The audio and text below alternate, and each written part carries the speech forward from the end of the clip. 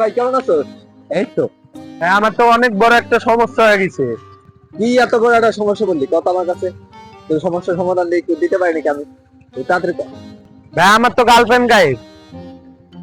ছোট, তোর কিভাবে গার্লফ্রেন্ড গায়েব হলো? কত কি এমন করছিস যে তোর গার্লফ্রেন্ড গায়েব হয়ে গেল? বলছিলি ফ্রিডম দিতি, তা মেসেঞ্জারে থিম বসা দিছি ব্রহ্মান্ডের, তারপর মেসেজ দিছি আর রিপ্লাই দেয় না কে?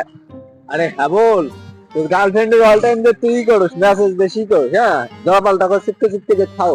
তো তোর যে আমি কইলাম যে ফ্রিডম মানে তো এটা না যে মেসেজ তুই ব্রহ্মান্ড দেখি দিবি। ফ্রিডম মানে ওই একটু স্বাধীনতা দিবি যাতে ও সুন্দরভাবে থাকতে পারে। ও, তার মানে স্বাধীনতা হলো ফ্রিডম। তাই তোর গার্লফ্রেন্ড কি আসবে নাকি আসবে না কিছু বলছে তোরে? নাকি আসে কোনো চান্সই নাই? কি করবি এখন তাহলে?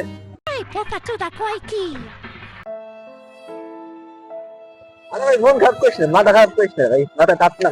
একটা গার্লফ্রেন্ড কিছু তাতে গিয়েছে, আর 100 খান গার্লফ্রেন্ড আসছে তাদের একটা গার্লফ্রেন্ড কিছু কিছু হয় মন খারাপ করিস না, ওরকম ভালো মেয়ে আসবে না। চলো চল, চল, চল। না, আমি যাবো না। আমি আমার গার্লফ্রেন্ডের কাছে যাবো না। আমি আমার গার্লফ্রেন্ডের কাছে যাবো না, না।